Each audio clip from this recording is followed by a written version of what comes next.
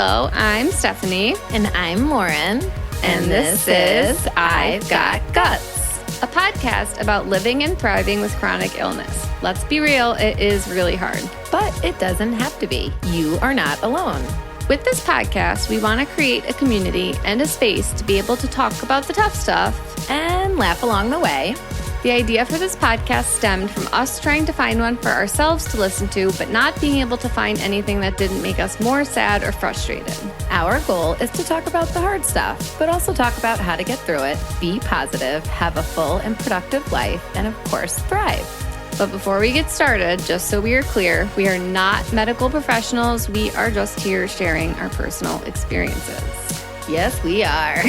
Okay. All right, we're going to change it up a little bit. And we're going to start with roses first. Room. Your rose, because our roses are leading into our thorns this week. So. Sometimes they combine.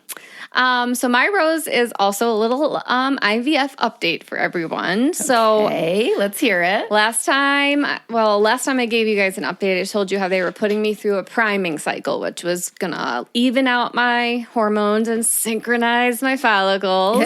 You synchronized swimmer, you. And I got to the end of this priming cycle, and I felt really strongly that my body had gone through the motions of having a period, but I never got a period. So I reached out to them and I was like, I know you told me to wait until the first day of my period, but I think I need to come in for a checkup just to see where I'm at. So I went in this past Tuesday for a checkup, and this is the first time they've ever said this to me. They're like, your ovaries look perfect. I was like, say it again. Say it one more time. Say it louder. Yay, They're like, your follicles are all like small, same size. You don't have any lead follicles. That's exactly what we want ovaries to look like for stems. Yes, I'm so proud of them. So I was like, oh my God. The only thing was my uterine lining was thick, obviously, because I didn't actually bleed. Okay. But because we are doing a freeze-all cycle, it didn't matter. Oh, that's good. So we started our stim medication on Tuesday. So I'm on day 6 of stims right now. Typically you stim for about 10 to 12 days, and then you go for an egg retrieval. Oh my goodness, this is so exciting. But wait, what is stim? Can you explain stims for people who may not know? It's so funny you say that, because when I told my mom, she's like, when I think of stims, I think of people with autism. And I'm like, oh yeah, no, this is very different, Mom. I was like, so this is like, so basically we're stimulating my ovaries, and we're growing those. We want my follicles to be big. In order to do an egg retrieval, your follicles need to be over 20 millimeters. That's kind of big. Right now I've got like some 6s, some 7s, some 8s, and a 9. So they grow about 1 to 2 millimeters per day with these medicines. So I go for another checkup tomorrow morning, so we'll see where I'm at. This is so exciting. I know, it is. Yay, Room. I love it. Yeah, so it's a good rose today. Good. I'm glad it was a good rose. Well, my rose was this just happened this morning, and I'm a part of a mastermind Zoom group with these ladies who actually I've talked about already.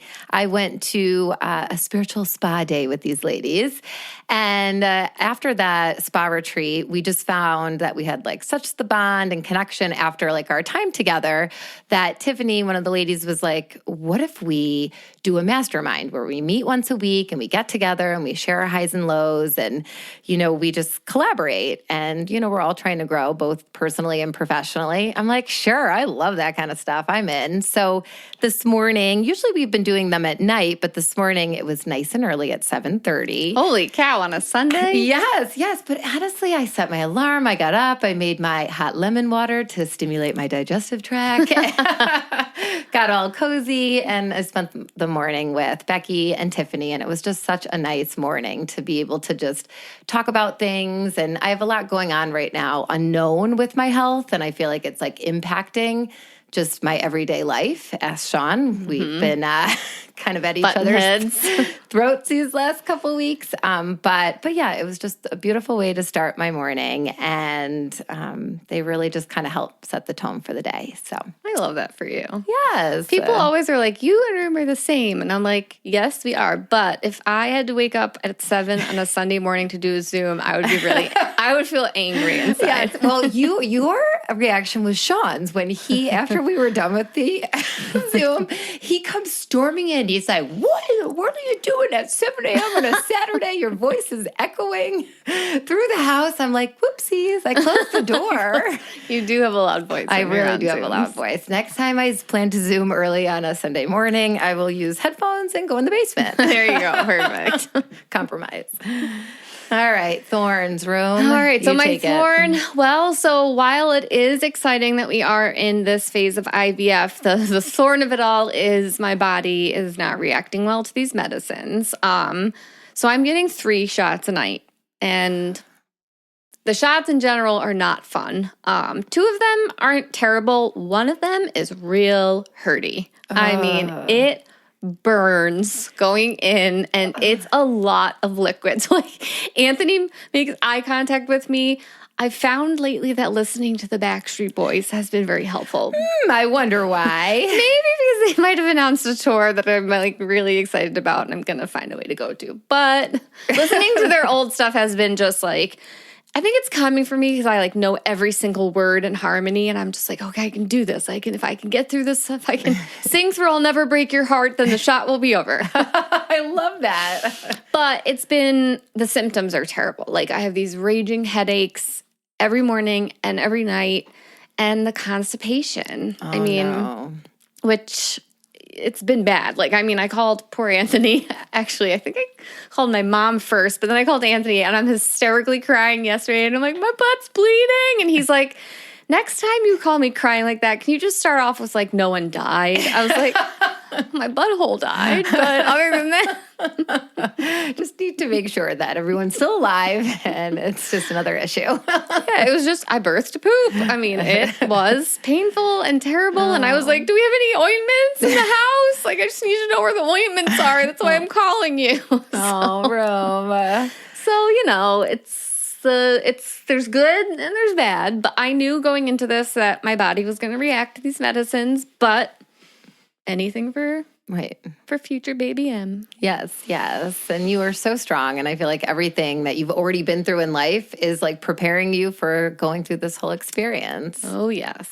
So you're ready for it, Rome. Your thorn?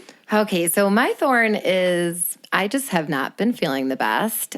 Just an update. I feel like last time I did not know the results of my ultrasound. I think I just talked about old Doppler ultrasound that was new for both of us. Mm-hmm. And so the ultrasound, I got the results back, and it showed that I have a blockage in my celiac artery. Crazy. Okay, not to be confused with celiac disease. The first thing when my gastroenterologist said it to me, I'm like, wait a second, is this like celiac disease? He's like, no, Lauren, this is an artery. Like, okay, just learning as I go here, so I wasn't sure. So yes, celiac, spelled the same, pronounced the same, totally different meanings. So the celiac artery is an artery that actually pumps blood to your stomach and different organs, and they saw that it's blocked in some shape or form, but it's the ultrasound, so it's not like perfect. Right. So they're sending me for a CT angio on Tuesday this week, where that will be really the picture will be very clear on where the blockage is, how much is blocked. Because if you think about it, and my doctor even said, he was like, if blood isn't flowing to your organs in your belly properly, no, that could really affect you not feeling the best. And I have not been feeling the best, but if I get the CT scan and they're like, it's not that bad, it shouldn't be causing any symptoms, and we know it's just the iron, and I'm just waiting for my iron infusion to kick in and hopefully start to feel better again. Yeah. So that's my thorn. I'm feeling like I cannot wait to just like feel better. And I haven't been able to like exercise, which is like my way to release. And I think that's maybe why Sean and I have been I should say I haven't been the most easy to deal with because I'm not like running and getting the exercise I normally do. Yeah, although how do you run outside right now? We get like, all the snow and ice. Well, they have these great little things you put on your sneakers, and they have like almost like little I shouldn't say claws, but these like little pegs. So when you run, it helps you get traction, and you just put them on the bottom of your sneakers. That's pretty cool. Yeah, because I hate treadmills. Yeah, they're the worst. Yeah. All right. So that was my thorn this week. Oh, man. I feel like anybody who's been listening for the last couple of weeks is like, man, these girls never feel good. But life with chronic illness, I mean, here you go. I know, right? I feel like I've been on a good streak up until recently. I know, seriously. All right. Shout out of the week. You want to take over for this one, Room? Yes, I will. So we're shouting out our good friend, Amy J., or I should say Amy Ethier now, but I call her Amy J. Amy has been listening literally since I feel like we started. Now, she wasn't totally caught up. So she did say to me the one day, she's like, I literally just binged you guys. I'm like, you binged us? I love that. And it's just, we so appreciate her listening and her support. And I think my favorite part is that Miss Tessa, her daughter, is listening as well and was asking and requesting some music. So, I mean, hey. And Connor. And Connor, yes. Well, sorry, Tess, no Connor here today, but we miss you and we love you guys. And we so appreciate you listening. It means so much to us. Yes, we do. All right, Room. Kicking it off You're going to kick it off today with a little IBS constipation. Yeah, let's talk about it. So in one of our very first episodes, I briefly touched on IBS constipation. And I feel like I didn't really stick to it that much because I don't really identify with it. I'm going to throw that out there. And as I talk more about it, I'll tell why I don't really. But I have had trouble going to the bathroom from the time I was born. And I actually called my mom to get more background info for this episode today. And she said that when she told the doctors when I was a baby, an infant, about this, they're like, oh, just mix in some Caro syrup with her formula. That's what they told her to do. That's crazy. Yeah. So and she did, because she was like, this poor baby is never pooping. You know what I mean? Right. So then, when I was a kid, my mom's like, well, she's not going to the bathroom. What can I do for her? They told her to give me prune juice. They told her to give me milk of magnesia. They told her to give me castor oil. And she's like, oh no. She's like, I was so distraught because you're a small child. Right. Who is probably not going to take any of those disgusting things. So how am I going to force them down your throat to get you to go to the bathroom? You know what I mean? Yeah. And I remember she'd put a glass of prune juice in front of me and I would sit there and I would not move for hours. She's like, you're going to sit there till you drink that prune juice. I would sit there. And if I did drink it, I would gag on it. Disgusting. Oh, so gross. And I have memories of enemas, lots of enemas. And I talked to her about a specific memory I have where we spent hours where she'd get close to me and I would clench my butt cheeks. And we did that dance for hours because I didn't want to do the enema. And we tried suppositories, which, suppositories and me. Was enema bucket a thing back then? No, it was just the old. I mean, maybe. Maybe you just didn't know about it. You know what I mean? But it would get to the point where I knew that going to the bathroom, it was going to be so big that I was so afraid of it that I would purposely hold it in. I would get the urge to poop, but I would hold it in and it would get so bad that I would throw up. Okay, that is the worst. Nobody wants to be vomiting. It was this fear of probably what I experienced the other day, ripping my butthole open. Right, you don't want and there's so much pressure building. It's you got to get stuff out of you some way or another, right? Yeah, and my mom was like my coach. She would sit on the other side of the door, reassuring me. She's like, it's okay, you could do it. Push, push, push. Oh, Tony, you're the best. And as a mom, it has to be so hard to watch your kid go through that and really have no answers. And she actually told me, I did not know this. She told me about it. It got so bad once she took me to my pediatrician, and right there on the table in front of her, he pulled poop out of my butt with his hand. What? Yeah, she's like, he just stuck his fingers right up there and was just pulling poop out of you. Okay, wait a second. How old were you when this was happening? I had to have been, it was before the age of 6 because we still lived here in New York. This was before we moved to Florida. So I was... How traumatizing. You have obviously thank God I don't have a memory of that. But for her, it was traumatizing. She's like, I'm sitting in the corner of the room, hysterically crying, watching this man pull poop out of you. And she felt like she kept going to the doctor saying, she needs help. Give her milk of magnesia. Give her they never had an answer. And I said to her, when was I officially diagnosed? And she's like, not until high school. So you went all of those years, you're basically your entire childhood dealing with this. Yeah, she said there wasn't they never put a term to it. It was just she's constipated. Right. You know what I mean? And she really tried to get help for me, but like she never knew all the stuff we know now. Right. She's like, if I knew then what I know now, I feel like it could have been different for you. But she was doing the best she could. Yeah, with the knowledge that she had. Yeah. Yeah. So before I get a little bit into my story, I want to just tell people a little bit about IBS in case they don't know. So IBS is irritable bowel syndrome, and it's a chronic gastrointestinal disorder that affects the large intestine. And it causes a group of symptoms that can vary in severity and frequency. So like abdominal pain or cramping, bloating and gas, and changing in bowel habits. Now, many people don't know this, and we did touch on this in our other episode, but there are 3 different kinds of IBS. There's IBS-D, which is diarrhea. IBS-C, which is constipation. That's the version I have. And then there's IBS-M, which is where you alternate between constipation and diarrhea. And typically when you have IBS, you have mucus in your stool and you never feel like you have a complete bowel movement, which you probably don't. Right. You're never fully getting it out. You know what I mean? Yeah. And the causes are like not really known. There's could be a gut-brain interaction, could be food sensitivities, could be stress and anxiety, could be hormonal, could be gut bacteria imbalance. And there's no real specific way to diagnose IBS. There is no real treatment either. There are some diets you can try, like there's the FODMAP diet. Tried it, didn't work. There's medications. I've probably tried all of them. They never helped. Stress management, like that doesn't help. It's a crock of you know what. And probiotics, which for some people do help. I personally can't take probiotics.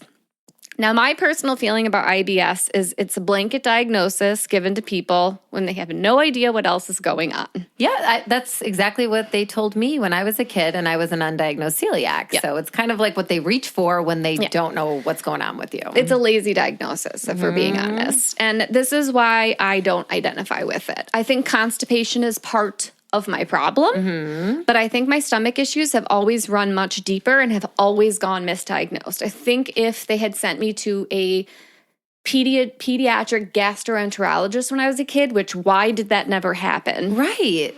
And we probably would know a lot more about my whole picture. And I wonder if that would have changed the path that my life had taken. Yeah. Obviously, now I have many other things. Like I have gastroparesis, I have ineffective esophageal motility, I have GERD. So that complicates things a little bit. Right. But when I was first diagnosed with gastroparesis and my diet completely changed, they put me on Miralax because they're like, you have IBS. Like, we're about to take all the fiber out of your diet. So you have to go be on Miralax. Now, mind you, like, I've been on and off Miralax for 17 years. Right. And it works for you, right? Yeah, it worked for you. It worked for me. And I've been on it for long periods of time, but this was by far the longest. I was on it from 2019 to 2024. That's every single day. That's a lot of Miralax. And let me tell you, between my diet of like mostly processed foods and white carbs and Miralax, I didn't have solid poop for all those years. That's insane. Never. That's like just not fair. Like everybody deserves to have a good poop. I know. And I mean, I shouldn't say that because I did have bouts of constipation, obviously, but nothing longer than like 2 weeks. So, but until my bridal shower. How do I remember this? Leading up to it, I didn't go to the bathroom for a month. Which is crazy. I remember just being like, saying a prayer of like, please, I know. The bride needs to poop. It was awful, but I was really determined to look good in that dress. So I do have some go-to strategies. Now, obviously, when I throw these out there, these may work for some people, these may not work for some people. These typically always work for me if I do them together. So I put castor oil on my belly. I don't ingest it. Like that's disgusting. I can't believe they told my mom to make me drink castor oil. But I put it on my belly, and I actually shouldn't say I do it. I have Anthony do a clockwise massage. And you actually, like, I could try to explain it to you guys, but I feel like words won't help. Like, you have to start in a certain spot and then move to a certain spot because and there's a reason for this. Like this direction follows the path of the large intestine. So it goes, you kind of go up your right side, which is your ascending colon, across the top, which is your transverse colon, and then down the left side, which is your descending colon. And doing that with the castor oil helps just move things through the intestines and down the colon. And then I put my heating pad on after. And honestly, you can find videos of how to do this on YouTube. That's really helpful. And sometimes I'll just have Anthony do it, even if I'm not in a bout of constipation, just because I feel like it gets things moving for me. Yeah, yeah. It does. And so it literally helps stimulate peristalsis of your intestines, colon. your colon. Yeah. I did hot water with lemon a few times a day, which you just talked about. I did. It's a great way to stimulate the old digestive tract. I did several enemas, hence why I purchased the enema bucket. It's actually really efficient and, money-wise, it's definitely an investment, right? Because you just buy it one time. Yep. You got your bucket forever. And I ate mostly liquids or soft foods. So typically if I'm in a really bad bout of constipation, I do those things it usually takes a couple days to a week to get everything fully out. And I got everything fully out about 2 days before my bridal shower. I was like, thank goodness. Couldn't have a bloated bride. Yeah. And then, I went back to Miralax, but right after my bridal shower, you introduced me to Alavita. Yes. And as you would say, it has been life-changing for me. So as with my strategies that I use to help with my bouts of constipation, this is what works for me. So what I'm about to tell you might not work for everyone, but it has literally changed my life. Yes. So Alavita, or Olive Tree People, is a European waterless beauty brand. And this company has been in Europe for 20 years, but they just came here to the US 2 years ago. And there's nothing here like it. So the founder of the company replaced water found in normal products that we use in the US with olive leaf elixir, which is called hydroxytyrosol. I know. I literally had to practice saying that like 500 times to perfect it. It's a hard word. And that paired with collagen, hyaluron, and camu kind of sets this brand apart. So I was already looking to take a more natural route with things in my life anyways, knowing that right after the wedding, we were going to start trying to have a baby. Like I knew that chemicals were bad. Yep. So I already wanted to change my hair care, my skincare, all the products in my house, everything. So this was kind of aligned with where I was going anyway. So I really didn't go into this with a ton of expectations. Like you told me about this, you're like, it's working for me. I was like, I'll try anything at least once. That's my motto. Yeah. So I started with one of the products, and after about a month, I noticed I was going to the bathroom more regularly. I was like, I told you, room. Yeah.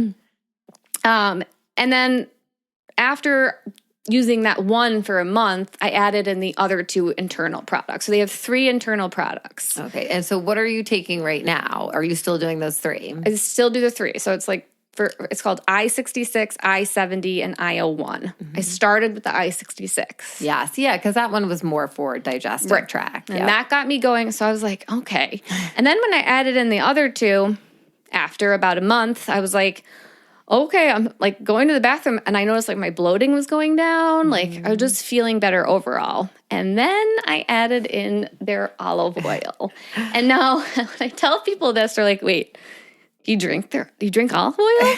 Yes. I actually take a shot glass, and I put a little bit of the olive oil. I put the IO1 because it's like a little dropper, and then I squeeze a little bit of lemon, and I take it like a shot. Ooh, how does it go down for you? Beautifully. Ooh. And I love olive oil. Like, I know. Didn't you say you were like putting it on ice cream or something crazy? It's a thing in Italy. It's a thing in Italy. But this isn't just any old olive oil. Like their olive oil is single sourced, cold pressed, bioactive, and is pesticide and fertilizer free. So this isn't like you can't buy this on a shelf in the grocery store. You know what I mean? Right. Yes, it's so pure. And that is when I hit my sweet spot. Like I am not kidding you. I was like never bloated.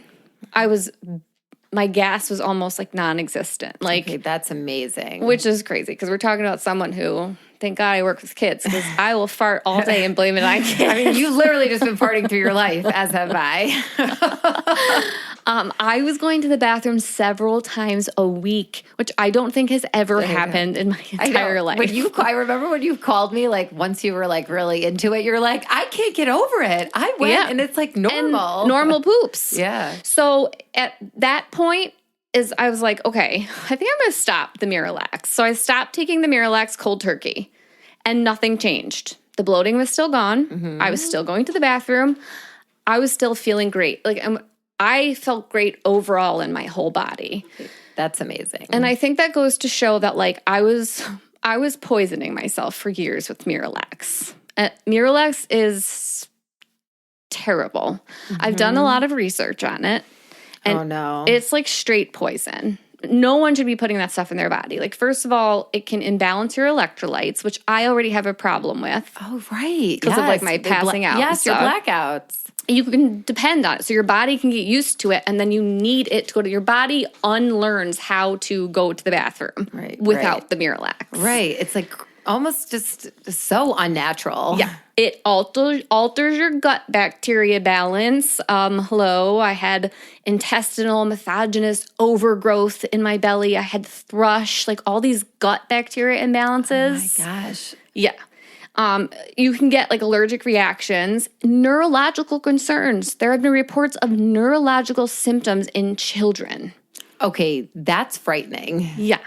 And it causes bloating, gas, cramping, and diarrhea. Like, why are we putting this in our body? And to me, the worst thing is it's recommended for children. So now if someone like my mom were to go to the pediatrician and be like, my child's not going to the bathroom, they're like, give them Miralax. Right. And that's the new prune juice. Right.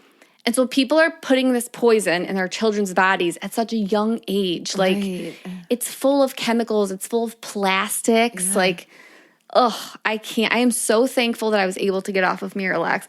I feel a huge difference in my body after being off of it. Which is so amazing. It's so amazing. I think that if you're listening to this and you're a parent and you have a child who's constipated, kind of push the doctor to be like, wait, but why is my child constipated? Let's get to the bottom of this. Right. Ask the questions. Ask the why questions. Yes.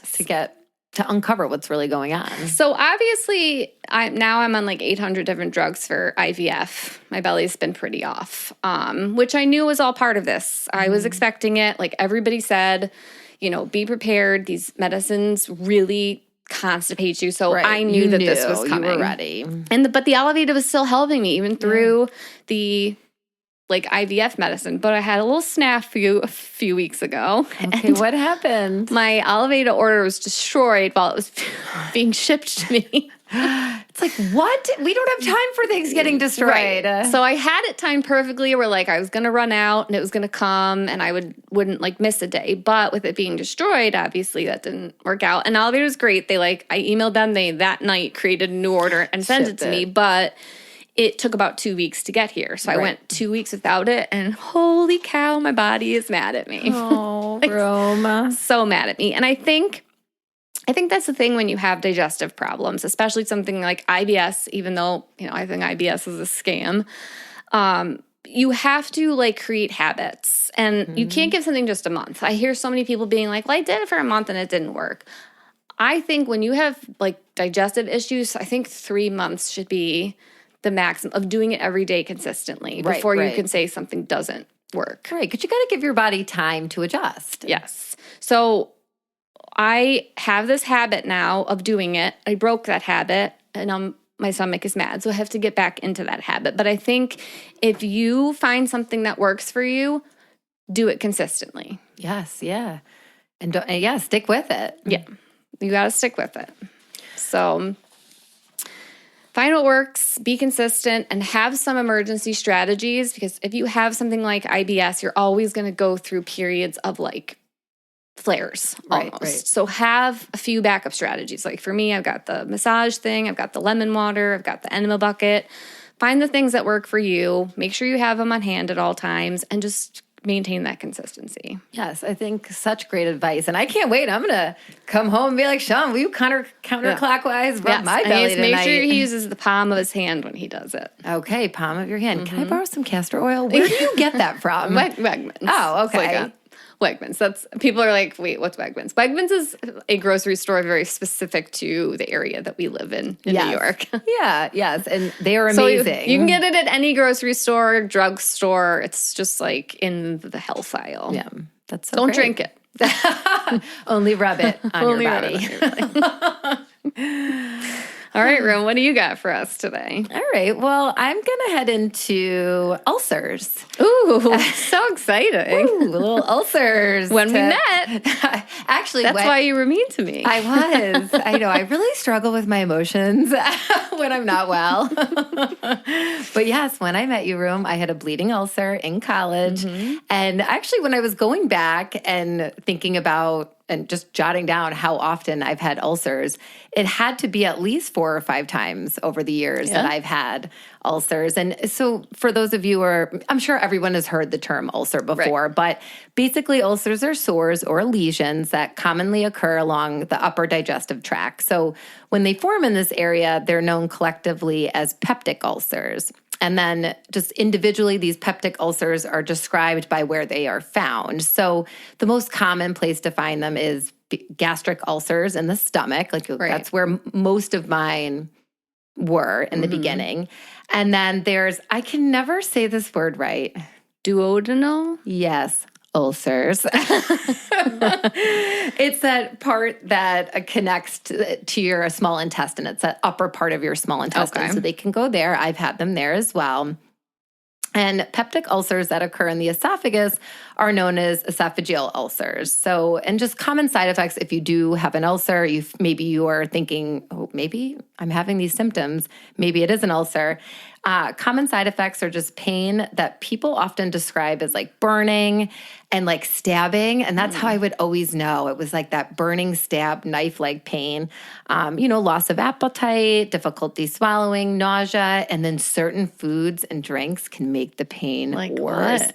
Like orange juice, anything like acidic is just like fire. Because it's like an open wound, basically. Right, exactly. And so they can even start to bleed. So I've had many over the course of my life, but 2 that really stood out that were the peptic ulcers that were in my belly was college. I was honestly new. What was I? We were sophomores in college. I kicked off that semester and I wasn't feeling the best. I was pledging for our sorority. And I just remember, one, it's the bond that you share, with your sorority sisters, pledge sisters, that they were there for me every step of the way, supporting me and just helping me because it was tough. It was tough to be not only going to school, but doing all the things that I was doing while I had a bleeding ulcer. Did not look well. I did not. Like, I remember meeting her. I was like, this girl is sickly. Like something's wrong with her. She was cracked out. Nope, just a bleeding ulcer. And I just remember going home during spring break and landing in the hospital. It was Easter. And they were diagnosed me with the ulcer. And I remember coming back and it just shows that I had a sorority of sisters that were there for me. And it was just wonderful to come back to. So that was the one big ulcer moment. And then another ulcer that I ended up getting was, so after we graduated college, I moved here to Rochester.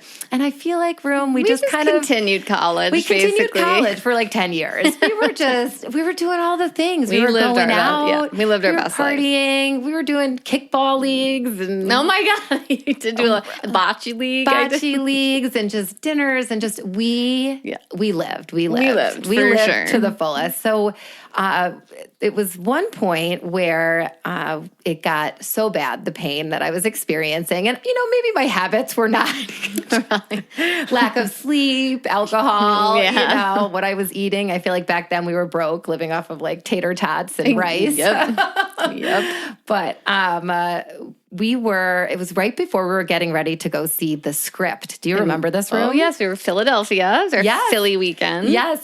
So it was Room, me, and our good friend Emily. And the 3 of us I don't know, we fell in love with The Script. And I just remember that one summer where you and Emily were just bouncing around and we were just jamming out to The Script. All we listened to, Yeah. So Emily, first of all, we miss you and love you. And I know you're listening too, and we appreciate your support. and listening to our podcast. I feel like it connects us. But it was right after Emily moved. She left Rochester, moved to New York City. And the three of us would try to like get together. And the script was playing in Philadelphia. Yes, a perfect, so we had to go. opportunity. Perfect opportunity. Do I not get diagnosed with a peptic bleeding ulcer right before going? And I remember sitting on my bed in our one-bedroom apartment, and I was on the phone. I don't know if I was talking to what doctor I was talking to at the time. It was definitely Dr. Kim. Oh, yep. And he was getting me set up for my endoscopy, and he's like, yep, another ulcer, bleeding ulcer. And he would give us the pictures of our endoscopies. Oh, yeah, he loved doing that. And I like hung it on the fridge. I kind of was proud. I was like, look at that ulcer I created. Now watch me heal it. I feel like you drank a lot of milk to heal it. I did. That was before I lost my gallbladder. So milk was still my friend, and I did drink a lot of milk, but I never cancel plans, very rarely. No. And we were not canceling the script. No, when we went, and not only did we go, but we ended up meeting the script. We did. It was just like, you got a bleeding ulcer? That's okay. You're going to meet the script, who you've literally been like swooning over all summer. Yep. So that was like a crazy time. But again, I feel like they put me on meds that just kind of helped to soothe my belly, to just soothe the situation. And it's a good like 2 months, you know? And I think by the time we went to see the script, I was still kind of in pain, and I was managing the best I could. Yeah. But I feel like food and what you eat and just putting things in your body when you have an ulcer that doesn't aggravate it is so key as you're healing. So that was... After that, I didn't have an ulcer for a long time until this past June. Okay, so I was thinking, I feel like I shared this story already on the podcast. 1 month before my wedding. Yes. And I was afraid we were going to have to cancel because I didn't think you were going to be able to come to my wedding. Oh my God, it was so scary. It was so scary. So actually, it was a weekend in June. It was Amy J's birthday. I love how we shouted you out, Amy J. And this is the weekend Sean and I came home for your surprise 40th. So Amy didn't know we were coming. We were heading home to Waterville. And on the drive down, I remember going to Sean. I'm like, I don't know. Like, I feel like I was trying to like swallow like a snack in the car and some, ginger ale, whatever. I'm like, it doesn't feel right. It feels like it's getting stuck. Yep. But I just had a stretching like beginning of May, end of April. And this is June. Like, that's too soon. I'm like, who knows, whatever. So get to Waterville, we get to the bar. And actually, I want to say Scott, my brother-in-law, picked up some food, gluten-free food for me from a local place in the Troy area called Birch Baked. And they do gluten-free, and they do the best sandwiches. So he picked me up a sandwich. I remember eating that, and the sandwich went down. And then, we were at the bar for her party. I met, here I am. I just knew something wasn't right, though, as it went down. But anyway, it did not stop me from enjoying myself that evening. Never does. I met Scott's new girlfriend, Paulinka. We were celebrating Amy, and we just celebrated through the night. So it was a really, really fun night. I woke up in the morning, obviously not feeling the best, but thinking, didn't make the best choices the night before. We get in the car to head home, and I am like, this is really hurting to swallow. Like, this is bad. Like, something is not right. You called me. Yeah, so I'm like, Room, I don't know what it is. Like, it's like hurting so bad. You're like, strep throat is going around. I'm like, Room, you're a genius. It's got to be strep. I definitely have strep throat. So as soon as we got home, it's a Sunday. I'm like, I can't miss work on Monday for just strep throat. If that's what it is, I need an antibiotic. So I went to urgent care. I'm like, I definitely have strep. So I know this is going to come back positive, and let's do this. And needless to say, it was not strep throat. And the doctor at urgent care was like, no, this is nothing like strep throat. But because I was feeling like it was hard to swallow in a different way than I've ever experienced before, you know what I mean? I thought maybe really it was like a sore throat. So anyway, she referred me to go to my primary care the next day, and she ran some blood work. So after that, the next morning I woke up. Remember this, Room? Panic I was panicking. Not only, it got to the point now where I was only being able to drink water, anything that was cold.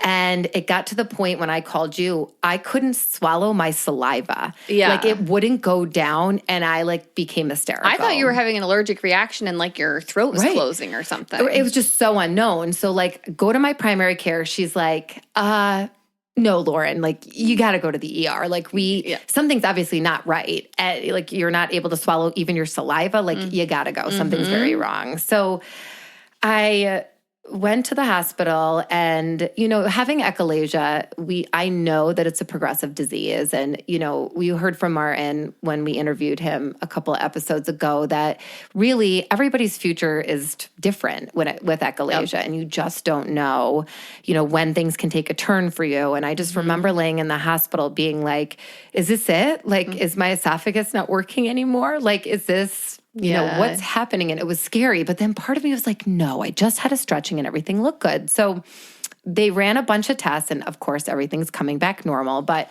my inflammation levels were high.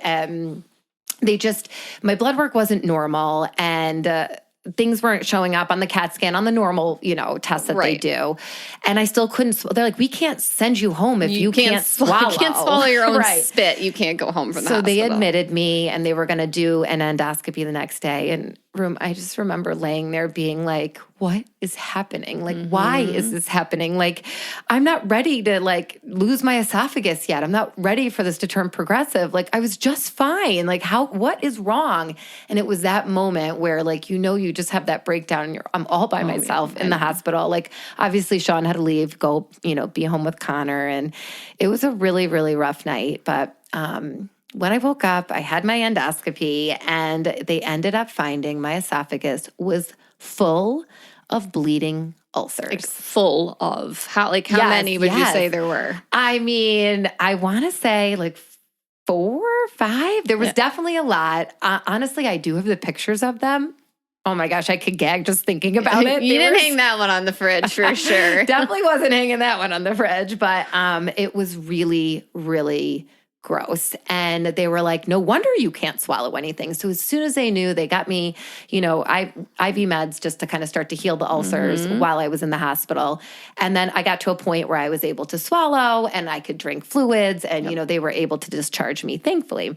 What's so bizarre is like, where did this come from? Literally a month and a half before I had an endoscopy. That was the most shocking part. Right. It was perfect. They couldn't figure it out. So after I left the hospital, my doctor, Goldstein, who I love so much, he was basically, and I mean, I guess also the ER doctors were saying the same thing too, that they're thinking that I contracted some type of virus or infection and it just manifested in my esophagus because when I eat, things go down slow. Things will kind of get stuck. And what happens when food sits in your stomach for too long or in your esophagus for too long, it can irritate and then hence cause the ulcers. So they're thinking I had some type of viral infection that I contracted that, manifested there. So so far, you were talking about Elevata products. I was using the Elevata internal products February, March, April. Things went out of stock and I didn't have them the whole month of May. June is when this all happened. So I put it together in my head. I'm like, oh my gosh, I haven't been, one of the drinks that we do, the wellness drinks we do, has an intense vitamin C booster, the Camu. So that is like an immune booster and it's, I think was protecting me. So I wondered if I had those shots in me during the month of May, could my body have fought off the virus? Yeah. Who knows? But while I was in the hospital, the doctor was like, all right, and we're also going to put you on a steroid just for the high levels of inflammation. And I get it. I was on other meds to help with the ulcers, but I'm like, I don't want to do prednisone. Rue, you're dealing with this. I don't want to do this. And I got the alert that my Elevata internals arrived while I was in the hospital. And I'm like, all that I know to be true, how I was feeling, how hydroxytyrosol can combat inflammation. I'm like, I'm going to say no to steroids. People don't think they can do that. You can say no to medicine. Yes. So I said no. I went home. I started on my drinks, rested, healed. I had to stay home from school for a little bit.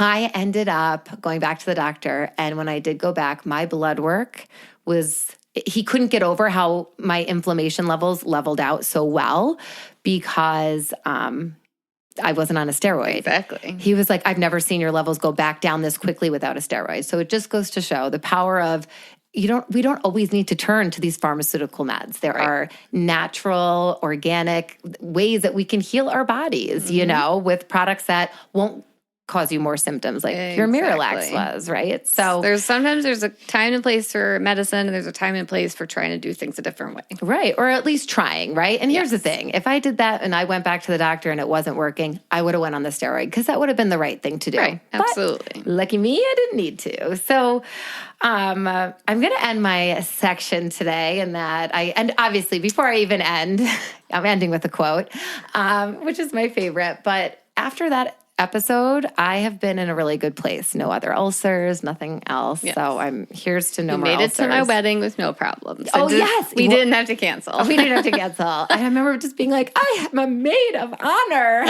I have a duty in a month. I cannot be unwell. But I'm going to end with a quote today from a Greek philosopher, which I'm not going to try to pronounce his name. And the quote is, "It's not what happens to you, but how you react to it that matters." And, I think me retelling that story of being in the hospital, it reminded me of how we can sometimes feel like a victim, how we can have those thoughts of like, why me? What now? Like, that just all bubbling to the surface, and you go down that hole, and it is hard to get out of, and it's dark and it's scary. And I think laying there in that hospital bed had me, in a dark place. But when we can shift our perspective, when we can, allow those feelings obviously to surface, honor them, feel them, but then shift, like that is where the power is. The key is just, shifting your energy and focusing on what you can do in the moment to empower yourself, to lift yourself up, to soothe yourself, just to feel better. And focus on what you can control, which is how you react and handle what happens to you. You're in charge, and how you show up and that energy you bring to yourself is so powerful. So just my advice for you is always remember that things are not happening to you, but for you, moving you into the direction of exactly where you want to be, even when sometimes you're like, oh, what in the world is going on? That is very true. I agree with you 100%. Right. Well, that's all we have for you today. Yes. Thank you guys for listening. As always, we really appreciate likes, follows, and reviews wherever you listen to your podcast. And you can find us at I've Got Guts Podcast on Facebook. And you can email us at I've Got Guts Podcast at gmail.com. Thanks, everyone. See you next week. Bye. Bye.